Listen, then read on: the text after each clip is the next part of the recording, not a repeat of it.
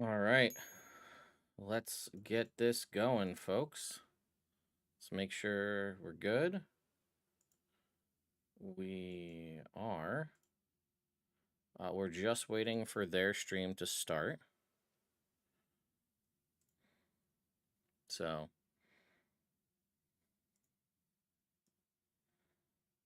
I'll shrink you guys down because we are going to go full screen with their with everything there once it goes live. So,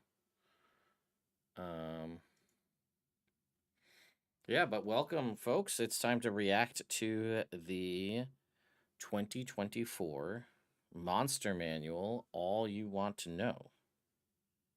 So we will see what they have to say here shortly.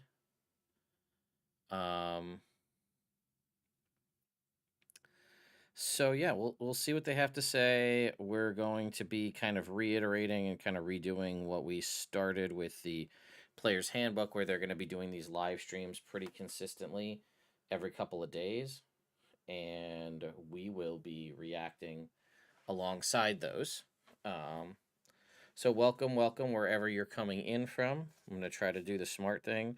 And if you are watching over on TikTok, I will try to. I'm sorry you're not on my quick capture here for grabbing your chat thoughts, but I will do my damnedest to catch what you've got going on over there.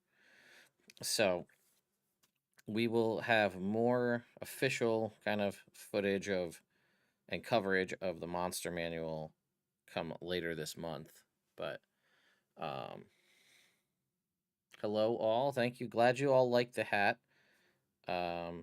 It's one of my favorite purchases as of late.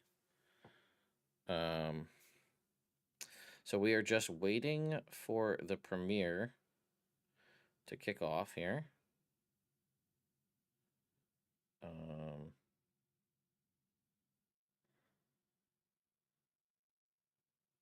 So we're just kind of, it's literally iconic these days. Well, listen, hey, I'll take iconic as a descriptor for me. I mean, orange is a brand. That's what I'm trying to make my brand anyway. So, yeah, let's see if we can't. All right, there we go. If you do, I've got TikTok capture too. Gandalf the Orange. Well, if you know, you know, but it's Theodore the Orange. I'm not wearing my full wizard gear at the moment, but orange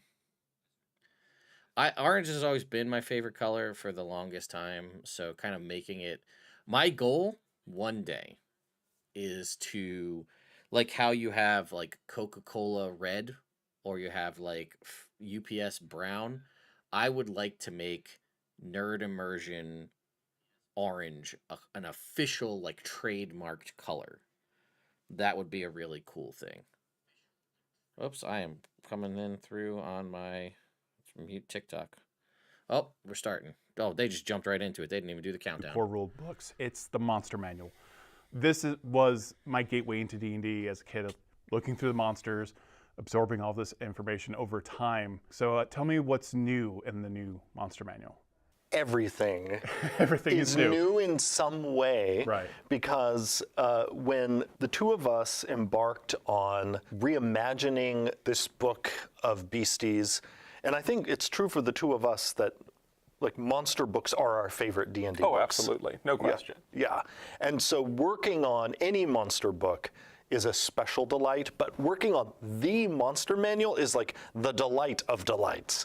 And we not only wanted to improve every monster that was returning from the 2014 Monster Manual, but also add many new critters. And that combination of things has led to us creating a book that has over 500 stat blocks in it, making this the biggest Monster Manual D&D has ever had. And we have looked at every creature type and looked for ways to expand the number of creatures in that type.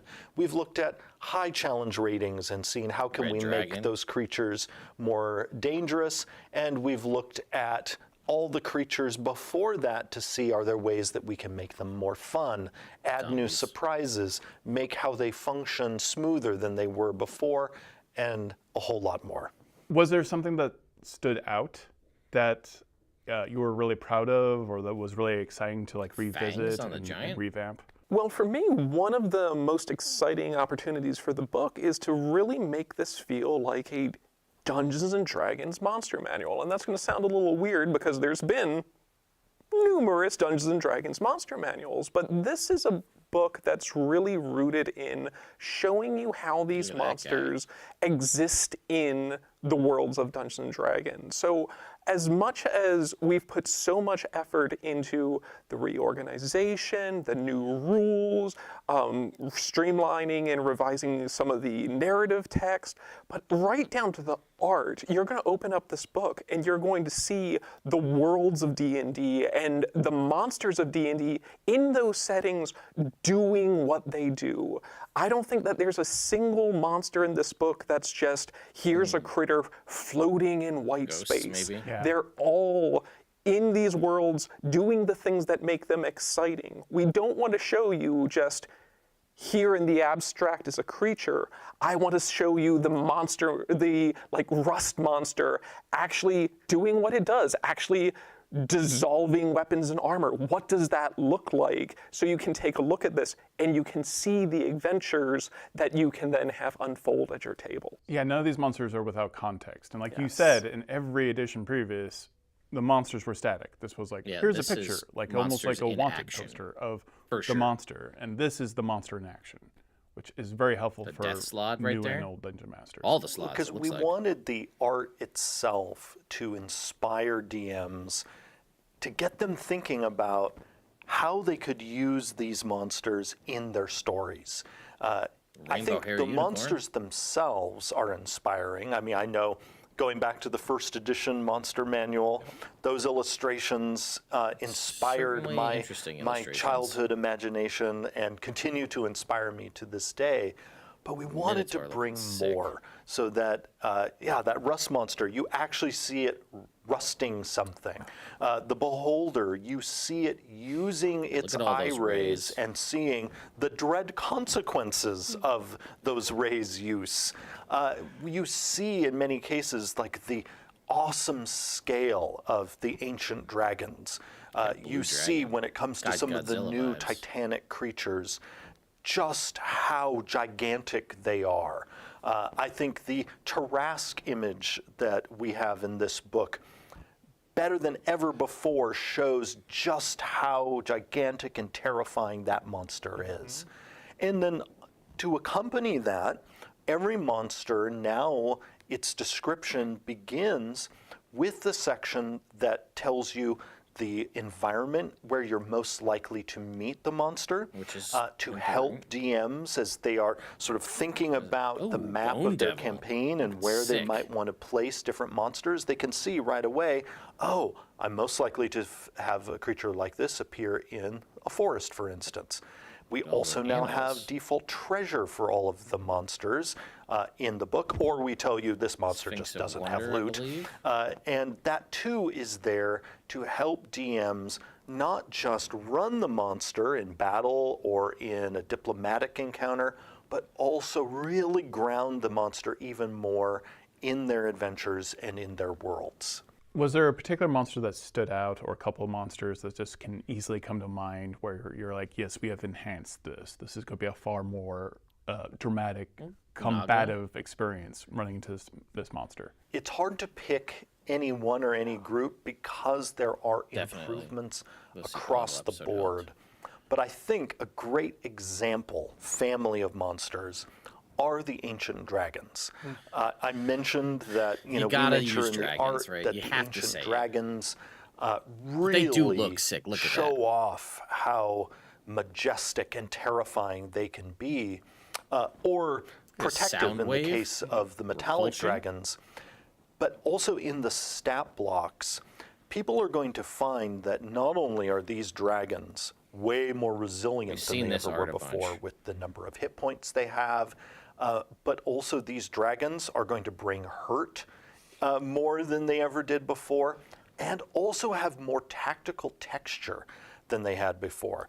We took a number of gameplay elements that used to exist outside the stat block in things like lair actions and moved those into the stat block itself to not only make the DM's life easier by having everything they need to know on running the creature right in front of them in the stat block, but also this was a chance for us to bring in new abilities. So for example, we in the past have said ancient dragons typically are spellcasters, but that existed as an option off in a sidebar in the 2014 Monster Manual. Right. This time you're going to see that with the exception of, I think, the ancient white dragon, who's like just maybe starting to learn what a spell is. Maybe another few thousand years. Yes. The rest of the ancient dragons, they're now spellcasters. And so in addition to their usual physical menace, you know, with their claws and their tail and their great maws and their breath weapons, they also now have spells they're casting. And that change is going to transform how those creatures early feel version in of battle. the Green Dragon stat There's also block an was under the leaked. hood thing that we did, not only with the at Gen ancient Con. dragons, but with all of our legendary creatures. And that is, as we retuned all of our legendary creatures, we ensured that no matter what pathway the DM takes through that monster using the legendary actions, the monster is going to stay on CR. This is significant because a decade ago, the way we calculated CR was focused on if the DM chooses the most Jeremy's powerful hand? option every round, noticed that. It's all here red. is the monster's That marker, CR. I hope? Well, many of us as DMs found that sometimes we don't want to choose the most deadly option every round, but then that also often led to a monster feeling weaker than it should. We have now changed our entire methodology so that when the monster, it says it's CR, like for instance for a legendary creature, no matter which sequence of legendary actions you pick, that monster is still going to be on CR, which is going to actually have a cumulative effect of making these monsters seem more terrifying. That's more to make it because backwards there will compatible than not be anything. those drop-offs that people had before of, well, I chose this option and wow, that monster felt way weaker, whereas the other DM never chose that option, they chose the other one and the monster felt much stronger. We've made it so that it is much easier for the DM to find their way through the stat block of an ancient dragon or the blob of annihilation or the colossus or one of the other high CR creatures in this book and we've heard keep about that these before. monster terrifying in a way Let's that see is if we see some appropriate new for art its or some challenge new rating. stuff. This also isn't just under the hood. Like, this is something that we discussed with the new introduction to the book. We lay this out and we present to DMs, hey, if you see these abilities, prioritize them. These are things you should be focused on. This is things you can do at your table to make sure that these monsters are living up to the incredible threats they can If present. you're going to give us actual Yeah, because combat the tactics, introduction has a section that the 2014 Monster Manual didn't have, which is advice on running a monster. Wow, what a And concept, It huh? walks you through those pieces of like if you're as a DM you're stumped on what the monster should do. We put in always look for the following abilities and prioritize using them if your goal is bringing the hurt. What a Now, of wild course, in some concept to scenarios, teach you the how to monsters run a are maybe monster in the potential Monster friend, Manual. and so DMs still have the freedom to have a monster be far less threatening, but we also wanted to make it far easier for a DM to bring the thrills and the terror when that's appropriate for their campaign. It's hard to choose from this much art because I mean, Okay. it's all new art. Blob it's of weird the Annihilation monsters is I like a probably didn't CR gravitate towards 20 before, but plus now I do. Like the ooze Marrow creature. is terrifying. That art is just horrific. That is the scariest merman I've ever seen. I know it's not a merman, but no, there's just a lot of examples of monsters maybe I wasn't inspired to use, where the art is now inspiring me. I would love to hear you talk about that a little bit. I mean, a lot of it feels like someone took a photo in the middle of the movie scene. I'm not Yes. surprised that And that's Tome of Valiant, very Tales of the Valiant intentional. Monster Like, Vault throughout the launched course today of on ordering Kickstarter, and that's art when for they the launched Monster this Manual, video. we wanted to make sure that you were getting experiences that you can only get from Dungeons and Dragons. So many of the monsters that are in the Monster Manual come from mythology. You've seen them at this point, since fantasy media is so pervasive, you've seen these monsters before. We're not surprising you with, oh, and this monster's called an ogre. Yeah. Like, you've got There's a magman. ogres. But let's see something now with, like, what does the monster actually do? And what does it do that's exciting in a D&D context? or Valor? So for example, I'm thinking of a piece like The Spectre, where the Spectre is this pretty basic spooky ghost monster. There's lots of spooky ghost monsters, but the Spectre has a specific vulnerability where it's repelled by sunlight.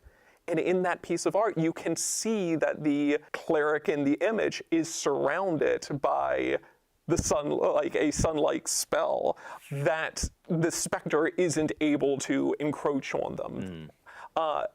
There's dozens of instances like this, even with something like the Mimic, where the Mimic, we've seen the Mimic be a treasure chest dozens of times, Right, even everyone knows that. outside of D&D and in other media. We wanted to present, here's all the things that mimics could be, and show a room that an adventurer is look at that. stumbling into, Chair, where chest, geez, barrel, like everything treasure, in crown. that room is a mimic. You painting. can see like the little faces on Oh, it. the helmet in the And corner. those are just a few instances of, we wanted to have these be examples of not just experiences that you can only get with D&D, but to inspire you to, as the DM, to be like, oh, I'd never thought of a mimic maybe being a throne or being this other type of treasure. And now you can use that content as a springboard to your own adventures. One of the things I love on the Mimic page and in so many of the other parts of the book is where you added those tables that are there to inspire the DM Show us the table, to think cowards. of, like for the Mimic, it's a list of Show us the table. Tables or lists. It's a list of here are things the Mimic could be, or so many other monsters where it's like here are things that might motivate this monster, or the different forms another monster could take. You put in so many, like, Show us a what I think of table. as DM friends Yes. throughout the book. It's something that we talk about as early as the introduction, that every D&D monster is an adventure, or is really a springboard to hundreds of adventure. Just the concept of a room with a beholder in it. That is a very different adventure from, and this is a room with a goblin in it. And as soon Digging the as new goblin you art. see these monsters and you start imagining, all right, what sort of Roper? environment is a beholder in? What is it's doing? What's its philosophies? What's its motivations? And that's so different from these other critters. We wanted to really express that not just in the stat blocks, not just in the art, but Nothing in really the new at narrative this point. text with, here's an exploration of what it could do. But you'll see throughout the book that it's filled with, like Jeremy mentioned, lists of here's things that Mimic could turn into, or for like a group of monsters like the Performers, where you get several performer stat blocks, here's the different types of performers that you might encounter. Just things to NPCs. show some of that versatility and to express to DMs, this monster isn't one monster, this monster isn't one adventure, this monster is a whole spectrum of adventures and Yeah. really anything that you can imagine. So they're all springboards to encourage that sort of imagination, that sort of world building, weird and to doing watch the this at things with the 1 time monsters speed. that a DM wants to do at their table, not just locking it into one thing. That's our version. And that speaks so much to how people actually use the Monster Manual. Is you flip through it and you think of an adventure. You start to Yes. daydream. It's a lot of daydreaming fodder when you're flipping through the book, and so you're just giving more Australian? tools for that. And in many cases, we wanted to back off on some of the deep lore elements. We Right. don't want No, DMs to feel like we want that. they need to have taken another class or that they've missed something in learning about this monsters. We wanted to express, here's the basic overview, and in many cases, here's something that they focus on, here's how to use them tactically, here's something interesting they can do in battle, but then these are also interesting elements that are unique to Gith art's them cool. that you might be able to express in a spectrum of different ways. I'm thinking of the animated Yeah, more objects, lore for for sure. example. Yeah. Also includes a table of just why is this object animated? Yeah. And then it's like, maybe it's Fey trickery that did it. Maybe a wizard created it. Show the Maybe table. the things are possessed or something. Every one of those possibilities, that's a completely different story. The story that is the sword is possessed and the sword is being manipulated by a mischievous sprite, completely different adventures. Yeah. And you mentioned before, we've got a series of humanoids. We've always, wanted to be able to what are the stats of a bandit? What are the stats of a standard druid? And now we have that in this. And we had the NPC appendix in the 2014 Player's feeling Handbook, the 100% and mark. so those NPCs are returning.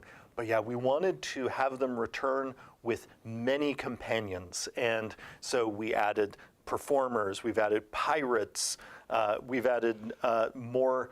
In even the existing groups, we've added more options. So, now there are more cultist variants, there are more priest variants, there are cultists? more They look mage sweet. Look at variants, that. and so on and so forth, because we Assuming, know maybe? how much DMs use that NPC section. I mean, heck, I as a DM used the NPC section of the 2014 Monster Manual more than any other part of that book. So even we, just as dungeon masters, wanted even more NPC options in the book. And so that means people are going to get to see a whole bunch of new NPC stat blocks. They're going to get to see the old ones enhanced in a variety of ways. And all of these will just give the DM even more pre-built material to incorporate into adventures and campaigns of their own creation. So you talked about mechanics for high level. Were there some instances at lower level monsters and mid-level monsters that really stuck out to you? One of our goals throughout has been, let's make everything run smoother as much as we can, make sure the numbers are the best they can be to deliver the play experience people expect for each particular monster, and also see where we can incorporate That might be some new surprises. That's an ooze of some So kind. you're going to see, particularly at very low CR, often the main change will be like a number got adjusted slightly, or there's a new ability that replaces an old ability. But it's as you go up in CR, because it tends to be unfortunately that as you go up in Susan. CR, the monsters end up having more moving Once parts. not That's like where you will see more and Death more Tyrant. new things. That's Death Tyrant Here's art. one We don't- example. we don't when you get to have the Death vampire Tyrants in section, 5e currently, I and believe. Wes and I are both vampire fans, and so We all are. Yes, I think it's a D&D thing, given that Curse of Strahd is the Everyone in this video is wearing black. Yes, we're all wearing black. So not only are there more vampires than before, that's many of our monster talk about it families after have the video, expanded, Susan. and so we not only have a new Welcome, lower everybody, CR welcome. option in the vampire section, but then we also have a new higher CR option and another new option in between. So we have I think 3 brand new vampires. Like but then Nosferatu the style? 2 we had before, the vampire Digging that. spawn and the vampire itself, have also been enhanced. And people will probably first experience this facing the vampire spawn. Because the vampire spawn in our Sure, adventures it's is your low CR typically the type vampire. of vampire people experience earliest in their adventuring careers, and usually experience them in larger numbers than, say, a full-fledged vampire.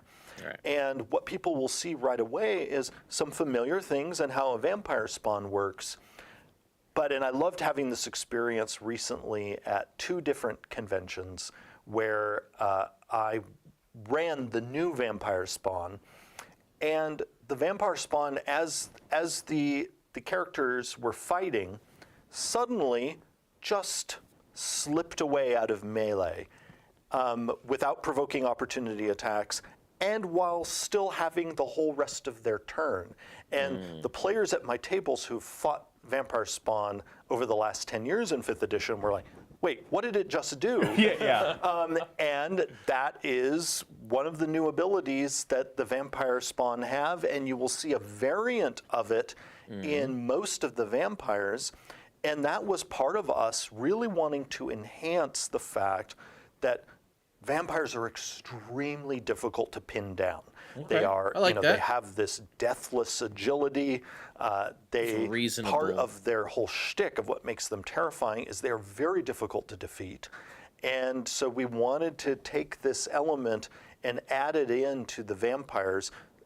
They don't all do it the same way. The vampire spawn might just be able to disengage easily. But one of the other newer vampires is able to actually fly around in the middle of battle without turning into a bat to do so. And so if people thought vampires were tricksy before, well, now they're even more tricksy. And another example of a family of monsters that we not only expanded, but that now has some new things to experience in it, is goblins. Okay, here we go. Goblins, one of the most used monster families. We have added a new spellcasting option. It's actually a return from 4th edition. In 4th edition, we had, it was one of my favorite monsters in 4th edition, oddly, which was the Goblin Hexer. And so we brought the Goblin Hexer in because we wanted in this collection of goblin stat blocks to have one focused on using tricksy magic. But then we also added a lower CR goblin. Because we realized sometimes DMs just want goblins in really high volume, and the regular goblin that we have can often serve that role, but we wanted one that was even lower CR, and it's called, appropriately enough, the Goblin Minion, where just truckloads of them can be unleashed into a battle. And then we looked at that whole family where we had the Goblin Warrior from before. We also had the sort of boss goblin. And we made sure that all of those stat blocks, the ones that we had before as well as the new ones, fit together to actually feel like I was a thinking group. The same thing about Fandover. You're going to see that in the Knolls, and group after group. More Knoll they love. just Love they that. work more cohesively as a group. And Knolls are more Colville took that terrifying from than they've ever been before, 4E, particularly because so. we've just embraced now. Knolls are fiends. Pretty sure. These are not just bloodthirsty humanoids. No, they are hopped up on Yinogu blood and so all are Knolls actually fiends now? fiends. Okay. Similarly, the goblins are, rather than being humanoid, are fey. Right. And this is something we've been nodding all goblins toward are in fey a number now. of our books in recent years. Yeah, for a while now, yeah. Of the goblin roots in the Feywild, and now we have fully embraced that. Which really connects to yet another thing is people are going to see a number of creature type shifts throughout the book. Oh, okay. And we've done that in some cases for mechanical reasons, other cases for narrative reasons, and sometimes for both. I mentioned Knolls are now fiends, goblins are now fey, some creatures that before might have been monstrosities or humanoids that are now elementals. Interesting. And that we I wonder what that we could did be. sort of early on in the project a vetting of all the creatures' types and made adjustments Any to thoughts? make sure that Throw 'em they out in the were comments. What do you really guys got? landing in the correct part What could be a of big the sort shift? of ecologies of the multiverse. More Not only unicorns. for what we want to do with them mechanically, but also for future stories. I'm also really thrilled with how many instances you have of different types of monsters. Like, there's the Revenant, but there's an addition to the Revenant, which is terrifying. The Death Knight. There's the Death Knight, but also there's an even more scary element to the Death Knight. I love that expansion. Also, the art feels very stylized specifically to that monster in a way that I haven't seen before. Like everything undead feels very Ravenloft. You know, it has that gothic horror feel. Like all the undead have a very signature style now, it feels like. Yes, absolutely. I mean, for each monster, we wanted to make sure that the whole package was providing the experience that we wanted. We didn't want it to be just, all right, and then look, here's the skeleton wearing armor, but we describe it as something that's completely terrifying, and then the rules like really present it as this devastating Shadow force. Dragon here? We wanted to make sure that everything was really working in unison. So the art, the narrative, the game design for it was all very much considered one package, reinforcing the stories that we wanted to share with the readers and making sure that DMs were going off in a direction that was appropriate for what the best parts of these monsters are. So you mentioned the Death Knight, for example. So yeah, the Death Knight is described as, you know, this overwhelming undead commander, and then you see that in the art with the Death Knight actually leading. But in this case, he's not just leading a group of rank and file skeletons. We didn't want to show this high-level undead warlord with some of the lowest CR threats in the game. Instead, we've presented an entirely new stat block called the Death Knight Aspirant, where these are like heralds of the Death Knight. These are champions undeads that are like lieutenants to a Death Knight. Doing a few different things, it creates the potential for a more unified encounter experience where now you've got a Death Knight with other higher level minions that it can be presented with, but then it also allows you to have your Death Knight experience at lower levels with the Aspirant. Yeah, exactly. There's so many monsters where it's like, I'd love to include a Lich in this adventure. We are level 1. Yeah. So having some of these additional options, in some cases higher levels, in some cases lower levels, allows you to get more of these iconic D&D monsters more in your game, sometimes earlier, sometimes later, but increasing the utility overall. Yeah, because you want to feel like it'd be great to feel like you're thwarting the plans of a Death Knight earlier on and not just be skeletons. But then you're also making the Death Knight way more scary by having an entourage. Exactly. And this has just been part about Death Knight culture in D&D anyways, you know, like all the way down to Lord Soth, you know, he has his 13 knights, things like that. That's just, you don't often imagine Death Knights by themselves now. Right. Exactly. There's even an example of one called a Gas Gravecaller, which is presented as just a new spellcasting gas. Interesting. Okay.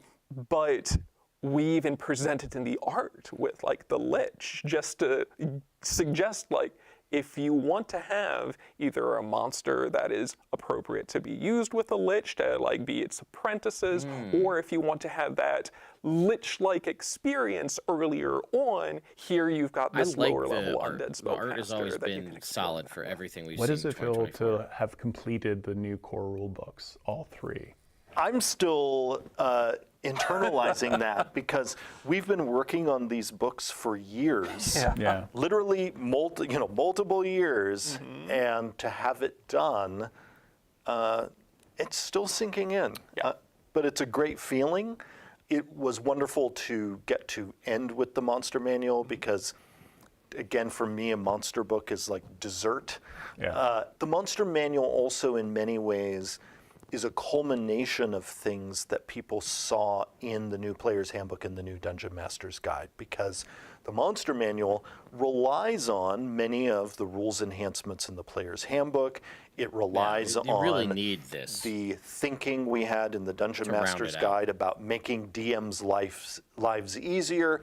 And so you get to the Monster Manual, and this is all about taking rules elements from the Player's Handbook, mixing it with our make DM's life Toa. easier philosophy from the DMG to make this host of monsters that are there to inspire, to be fun at the table, to surprise players, to feature elements of the rules that are new in the new versions of the core books. Like there are more monsters now that make use of the fact that the game has the term bloodied back. So Right. you're going to find monsters that have things triggering when they're within their bloodied. stat blocks when they're bloodied.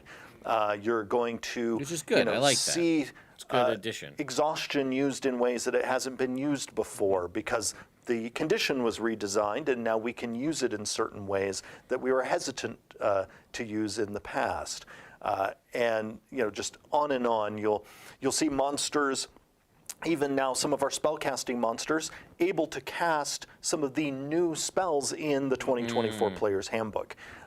Because when we designed those new spells in the Player's Handbook, they weren't just for our player characters. We also Monsters had too. one of our eyes on the monster manual, knowing some of our monsters are going to want to be able to cast these spells. vigor and things And like so all of it, you're going to see that the monster manual is truly that? is the culmination of the sort of core pig book thing? revision that we've done don't know. in part to simply celebrate 50 years of D&D. And now you get to see how all three of these books work in unison now. Yes.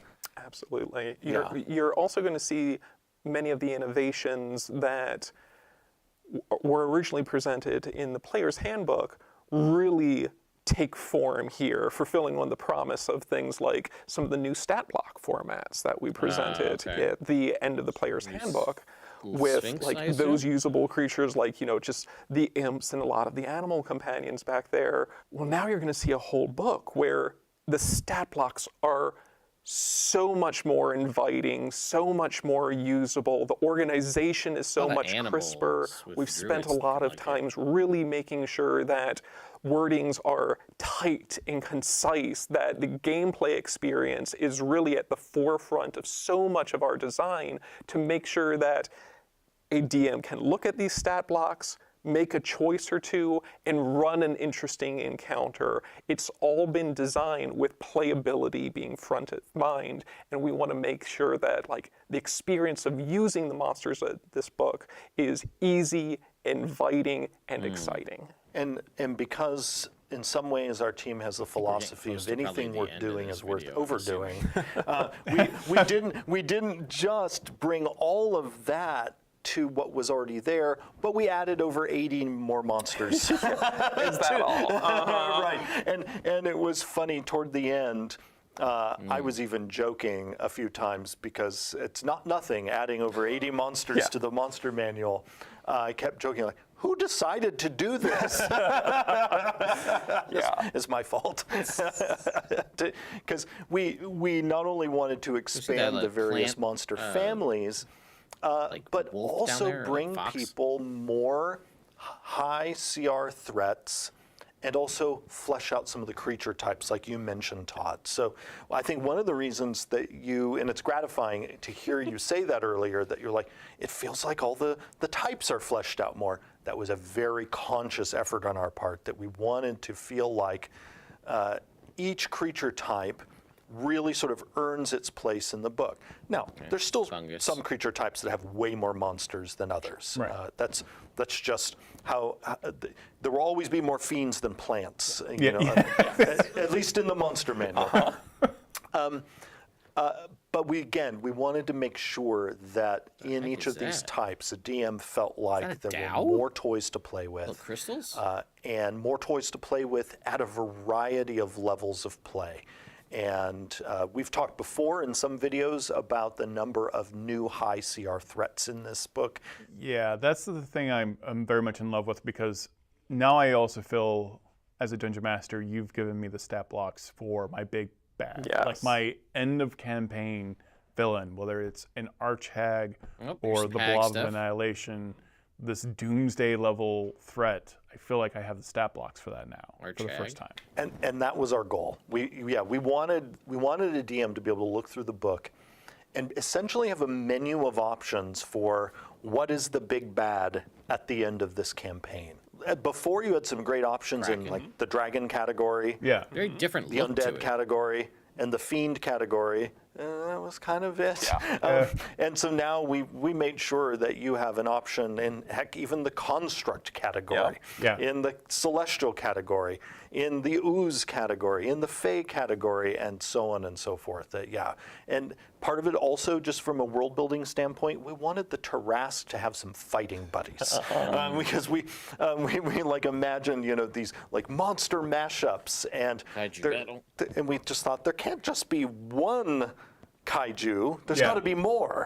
And so there are definitely more now. And the Tarrasque is still absolutely the king of the ring. Like, it's Yeah. the highest CR critter in there. But, like, setting up an entire campaign where the DM has in the back of their head is like, but the last adventure is the cultists are going to unleash this ancient colossus, and it's going to go stamping around with like the power of like an ancient god destroying things. That's a very different story than you could really set up easily with some of the older monster manuals. So it's exciting that these endgame adventures, the possibilities have really expanded.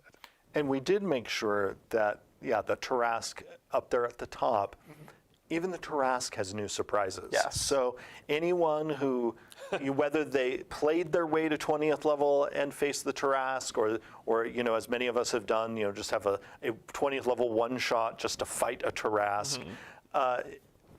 People who fought it before are going to be surprised. So some of the old tactics of, we just stay here at far range and Shoot 'em pink, bow. pink, you know, at it, and it can't do anything back at us. Try it. Yeah, try it. Yeah, try it and find out. No, that works great. You should do it. The Tarrasque has a whole new kit of abilities that it did not have before. Partly, not only to keep long-time players on their toes, which was something that was on our minds throughout this book. We wanted people who've even been playing, since the 2014 books came out till now. We want them to face surprises in this book. And also just to keep things fresh, so that even if it's a creature you've fought, 20 times in the last 10 years, in many cases you're going to find something Those new. rats look some of the That's most going terrifying to things require we've seen. some new tactical thinking to get around what the monster is doing. And the Tarrasque is just one great banner example of that, because, the people who thought they could just hang at far range and take it out again, try it and find out. Used to be the play. I actually really appreciate small little things like you mentioned the environments right off the top with these monsters, but you also kind of give descriptive language almost in like a hashtag way for me. There, at the right after the names of each one of the monsters, we now have a little tagline, just a little bit that's like the subtitle, just like what's the shtick with this monster? Like, okay, a Nikoloth. What? So, like, yes, you can go down and you can read about it, and it's going to some tell you, people but never at a think about glance, any of the you can see Yule-Loths, just really. a little flavorful Maybe 2 or 3 Arcanoloth. words that's just like you said, like a little hashtag or a little quick summary.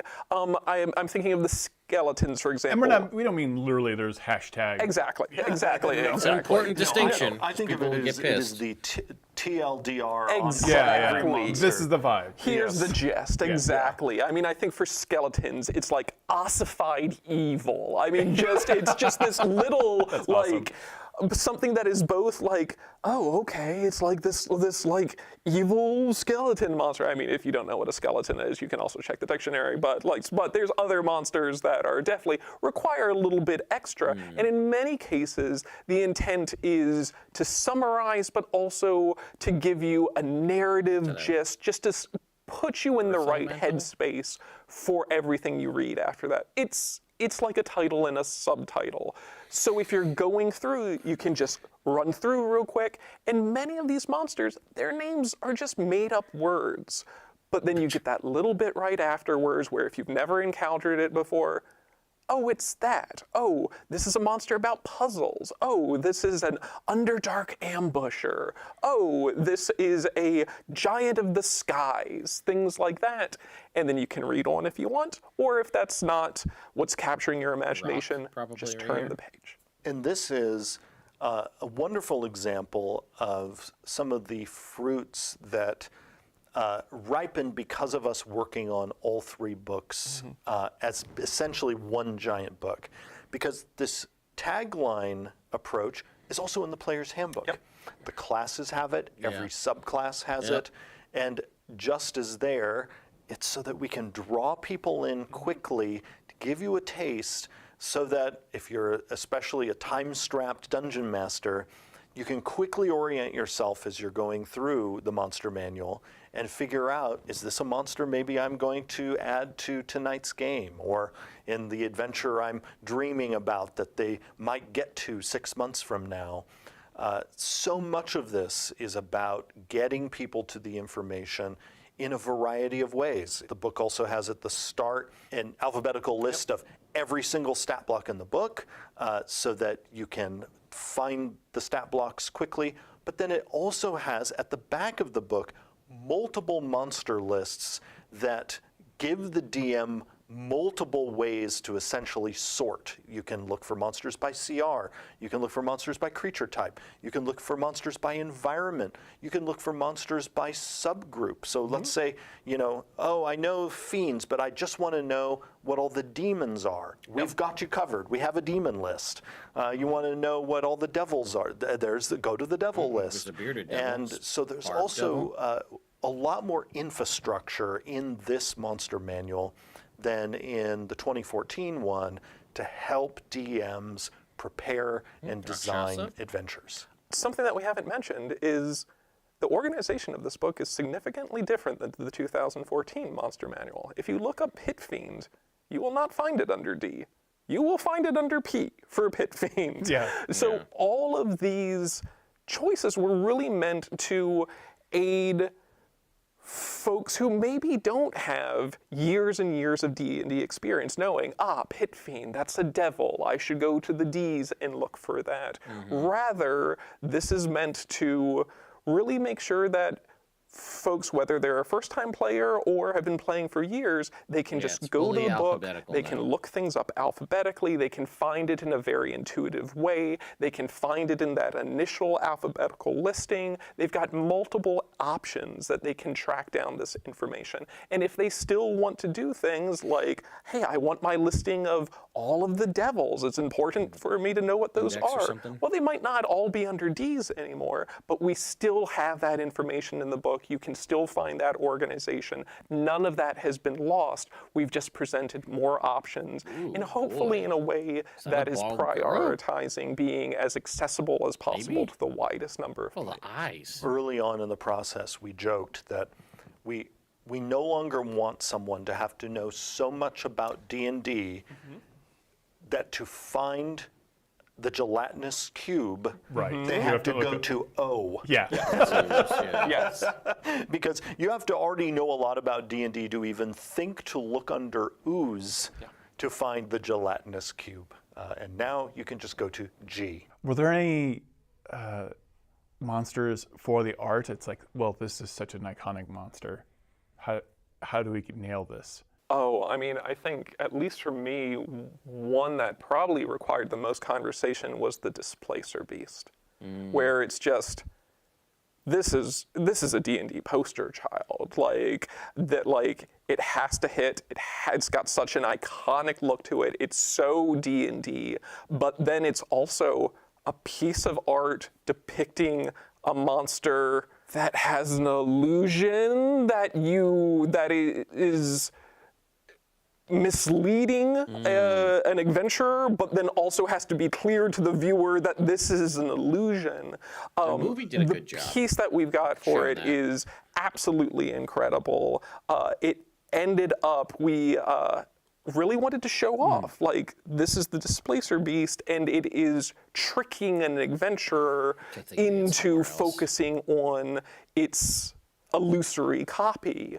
So even when you look at the piece, it takes a second glance to really figure out which one of the two Displacer Beasts that you're seeing in the piece is actually the fake. And you can see that the archer in that piece is focusing on a Displacer Beast that looks very convincing, but you if see you the smoke really look rolling at off it, you can see these like wispy magical effects that are a telltale sign that it's actually the double. And then behind the adventurer, you can see that the real displacer piece is ready to pounce. That was a tricky one. And we talked about this before, but like every piece of art feels like a story hook, or like we showed up in the middle of a story, and that gives it kind of a storybook flavor in some weird way. Like every page, I'm like, oh, that's something that happened. You know, every dragon got a glow up in terms of its design, which And now there's wormlings. yes, Yep. Art. Wormling art. Yeah, all of the wormlings, the young dragons, the adults, Oh, the every piece has a ancients. piece You of can art now. see the dragons sort of over their lifespans that's cool. in the different illustrations. You We've can seen some of this see already. some monsters. Their appearance is very similar to what you saw in 2014, and then in others, it's been reimagined in a variety of ways. I think of the Horned Devil. I like the 2014 version. I love the getting some Tim Curry 2024 legend version. vibes here. And in many cases, we really wanted to, when we redesigned a monster, wanted to bring out the monster's story and personality better. Also, people are going to see in the art sometimes male or female versions of a creature that they've never seen before. So, for instance, in the Dryad painting, you now see both a male dryad and a female dryad. Same for the hag. Yes, Every one of them. hags. You can now, they can be, aunties or uncles, grannies or grandpies, depending on your storytelling choice taste. Satyrs, you that. can see male and female versions. We've also reimagined the succubus and the incubus. And rather these stat than blocks already. having sort of succubus and incubus just indicating the gender of one monster, we've instead turned them into two different monsters. Either of those monsters can appear as male or female, so you'll see on the succubus page there's a male version and a female version, and on the incubus page there's a male version and a female version. And what we decided to do is sort of delve into the folklore for this creature, where the succubus is the one you sort of meet in the material plane, and the incubus is the one who haunts your dreams. And the succubus can turn into an incubus, and the incubus can turn into a succubus. So I see these stat blocks there are already. all sorts of new, not only gameplay experiences for people to get to did a enjoy video in on their these. game, but also new story possibilities because of some of the reimagining we've done with creatures, and just the succubus and the incubus are just one of many examples. And this is another good example. Just like all the undead art, feels like it's coming pure, terrifying gothic horror. The devils and the demons are ultra metal this time. Which was Not they very- weren't metal before, but and that was the bone very devil is terrifying. And that was intentional. Yeah. That art style is just aggressive. Yeah. It's the right tone. That's is- something, again, absolutely intentional. Like, we did not want to come to this and be like, well, the expectations for D&D art are this. Yeah. Every one of these monsters is a different story. D&D can be so many different stories. We wanted to put that front and center Get me started, with Ultimate Gamer. the Anyone spectrum wanna of know? monsters here, really reflect the spectrum of different stories that you Oh, can tell. male and that's female conveyed by Medusae. all of the different styles. So you'll see some really menacing stuff in here, some like absolutely metal pieces like you were expecting, but there's also some pieces that Adorable. are freaking adorable. So yeah, definitely a little bit of Those are all the something baby for everyone. dragons. Why is the monster manual so precious? It is. I think Chris Perkins got his start by reading the monster manual. I got my start by reading the monster manual and just daydreaming. The gifts, My guys. Appreciate first it. D&D book was the first edition monster manual. And now, part of that is it was the first of the AD&D books. Right. And it's funny, years ago when we were first planning out the core book revision, because we were also going to be celebrating the 50th anniversary, we also considered having the first book of the three be the monster manual. Now, we decided to save it for last because we knew that the work we were doing on the other 2 books would inform the Monster Manual. We also saved it for last because we knew that in the months of the core rulebook revision sort of rolling out, we knew it would be easiest for people to play with the old Monster Manual using the new Player's Handbook and Dungeon Master's Guide. And so it just, for a variety of reasons, meant we should end with the Monster Manual, even though we were tempted as a nod to first edition to start with it. And it is such a precious book because the Monster Manual, like the Player's Handbook, touches almost every session of D&D play.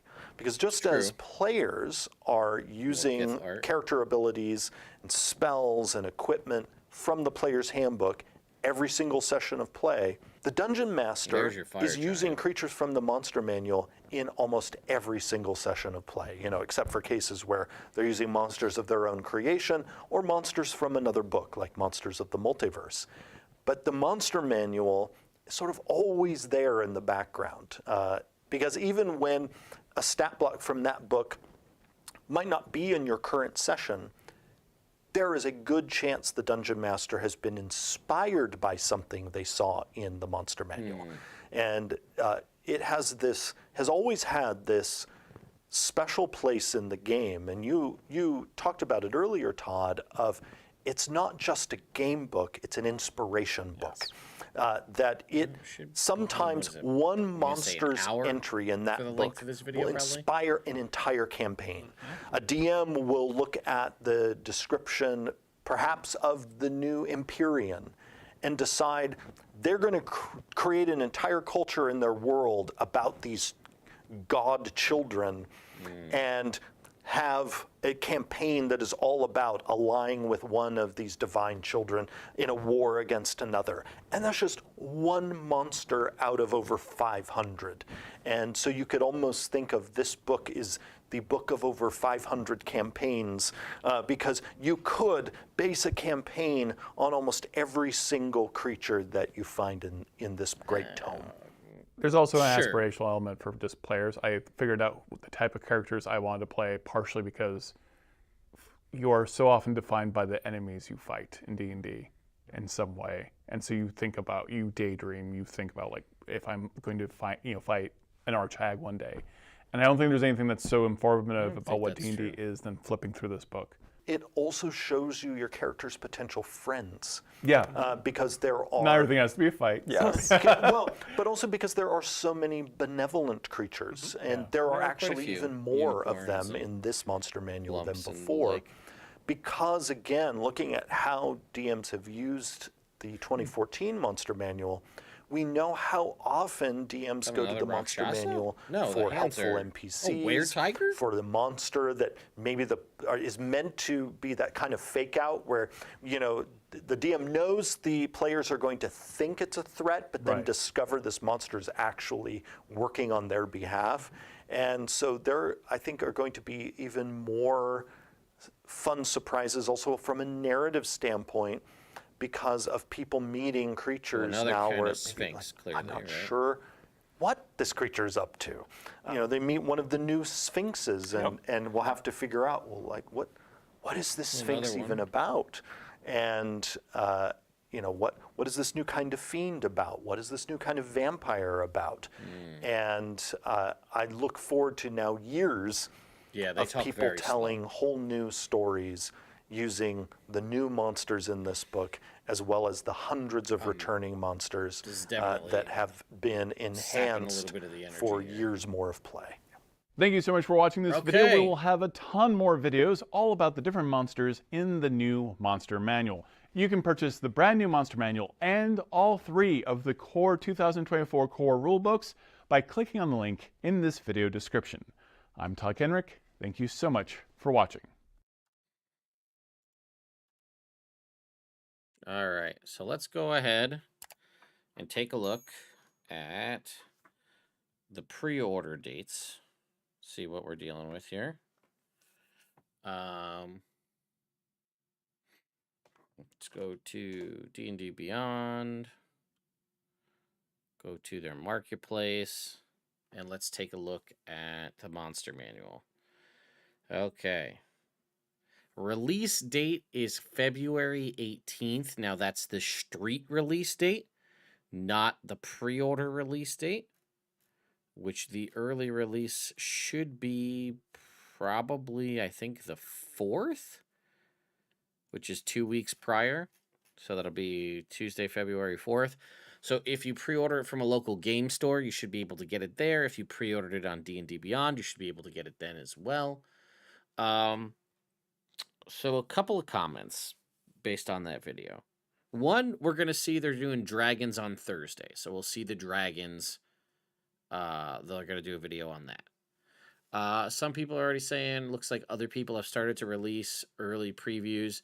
I guess Colby from D4 sounds like he released a video on Empyreans and confirmed in that video something that I'd been saying and kind of speculating on for a while, which was that all of the, because we saw the removal of it from the player side entirely, which was, we used to have all this terminology in 2014 stating that, you are resistant to bludgeoning, piercing, slashing from non-magical weapons, or your weapons or your attacks are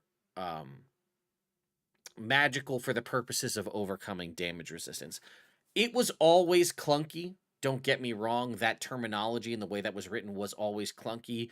Maybe not to veteran players, but to newer players, definitely a little odd, right? So we saw any of the instances where you had something that would have done that in the past, they just gave you a different damage type. So a great example would be like a moon druid. When they hit a certain level, I think it's level 6, used to be your attacks in your natural form, whatever form, your wild shape form rather, would be magical for the purposes of overcoming damage resistance. That was changed to now you could do regular damage or you could deal radiant damage. Same thing with like the monk. At level 6, the monk used to get that your punches, our unarmed strikes rather, are now magical for the purposes of overcoming damage resistance. It's now you can choose to deal bludgeoning damage or force damage. So they basically just gave you an offset, some other type of attack, damage type. Also, anything that would say like you are resistant, like war clerics used to be resistant to bludgeoning, piercing, slashing from non-magical. Heavy armor master used to reduce the damage for non-magical damage. But they have removed the sounds like from what we're hearing here, the bludgeoning, piercing, slashing. If you have it, it's just resistance to bludgeoning, piercing, slashing, not resistant to bludgeoning, piercing, slashing from non-magical. Monsters encourage you to change damage type to ability or magic weapon. Yeah, according to, this is from Colby's video here. I wouldn't be surprised if you're going to see some other folks doing preview videos, probably like, I gotta imagine Josiah, Dungeon Dad's going to have a video or two, right? He's a monster guy. This is the monster manual. Feels like that's a no-brainer. And if it's the way it's been thus far, it'll probably be the dungeon dudes. And I think Ginny's taking a break, so I would say Ginny, but maybe not because I think she's on a break. Will werewolves have straight immunity to bludgeoning, piercing, slashing now? I don't know. There was no mention of even silvering your weapons in the player's handbook. Or there are silver weapons in the Dungeon Master's Guide as a magical weapon, but there isn't like silvered weapons as like pay a smith some extra money to silver your weapon, which was a thing you could do back in 2014. If I recall, it is listed. Silver weapons are quite literally listed as a type of magic weapon. Let me just double check that before I speak out of turn. Silver weapons. Yeah, silvered weapon. An alchemical is a common magic item. A chemical process is bonded silver to this magic weapon. When you score a critical hit against a creature that is shape-shifted, it deals 1 additional damage die. So that is what a common magical item in the silvered weapon is in the 2024 Dungeon Master's Guide. So no more So my guess is that who knows what the lycanthropes will actually have. I'm also curious to see if we have any actual language on lycanthropy, like how it works and how to transfer it, or if they may not even address it at all. Who knows? Um, I imagine creatures that have resistance or immunity to non-magical bludgeoning, piercing, slashing will just say they have resistance or immunity to bludgeoning, piercing, slashing damage. Potentially, I mean that could. I hated that adamantine, mithril, and silver were magic. Yeah, I don't love the concept personally that that materials equals magic. I liked that materials could be a more mundane way to get around um, resistances or just other cool things. Like just because I make a sword out of adamantine doesn't mean it should be inherently magical. I just made it out of a unique material. And I think a lot of us gamers that have been playing for a long time, whether in D&D or even in any other kind of like RPG and stuff, we don't necessarily equate a unique special material with it just being inherently magical. Um, but uh yeah, I mean we'll see. We'll see what it actually has. And again, the we several of us have, some people are going to be putting out videos, like I said, which you'll see probably over the next couple of weeks, kind of peppered in with the D&D official videos. Looks like they're going to be probably doing about 2 a week. So we have today, we have the dragons on Thursday, and then we'll likely get hit with another set of videos come next week until early access happens on the 4th of February. Sometime towards later in this month, I don't know the date off the top of my head, I'll be able to start making content on this in advance of early access date. So I'll be making content as soon as I'm able, or I'll be releasing content rather as soon as I'm able to release it. So we'll get to that when that becomes an option. Um, so it's just odd because you've had the Dungeon Master's Guide and you've had the Player's Handbook for a while, and a lot of people want to use the cool new stuff, but you don't have the trifecta of all things to make it work. That was not a triangle. This is a triangle. The trifecta, because all of your characters are significantly stronger in 2024. Not all, but most are generally a bump up in power level and strength in 2024, and you're still using 2014 monsters. So I mean, just think about what they said with the vampire spawn alone, right? Talking about how they mentioned the 2024 vampire spawn has this like disengage ability that doesn't mess with their action. If you take all souped up, powered up 2024 characters, including the fact that the daylight spell is now sunlight, which it never was previously, which was dumb, but it just mechanically how it worked. That is a significant improvement for fighting vampires. And then the 2014 vampire spawn is just the 2014 vampire spawn. Now, possibly with this new update to 2024, its ability to zip around and disengage and stuff like that might make it more of a challenge fighting 2024 players. Whereas fighting 2014 vampires as a 2024 player, if people are running things rules as written, you might just be stomping and steamrolling all these things.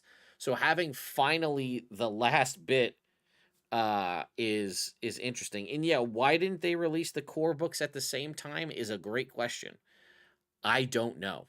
It also is so annoyingly frustrating for me personally, and I'm sure for many of you, to keep saying the 2024 Monster Manual when it comes out in 2025. I want to call it the 2025 Monster Manual, but that's different because I can't say that because they're all the 2024 core rule books revision, even though it didn't come out till 2025.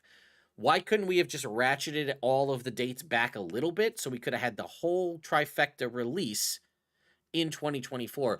Also, can we talk about how stupid can you be to not be able to have a box set of your brand new books ready to launch for the holiday season? I mean, Hasbro, we know you're all about money and whatever you can do to squeeze blood from the stone. How do you not force them to get the box set out for the holiday season 2024? It's no, I have, but I'm just saying it's just dumb with your Super Bowl analogy there. But again, it would be wild to just like you could have had. Think about the book sales if all the books were out and everything's been relatively well received so far, and if the Monster Manual really hits and is like a solid, third book in the set, to have that box set pristine ready to go on sale for December 1st would have been huge. But now we're in this weird aspect where we're not even going to get the starter set for 2024 till the summertime of this year, which is also weird. I'm sure they'll do a box set for a holiday season next year. That'll be like one of the special releases, I'm sure, but would have made sense like right now while hype is high. Um, uh,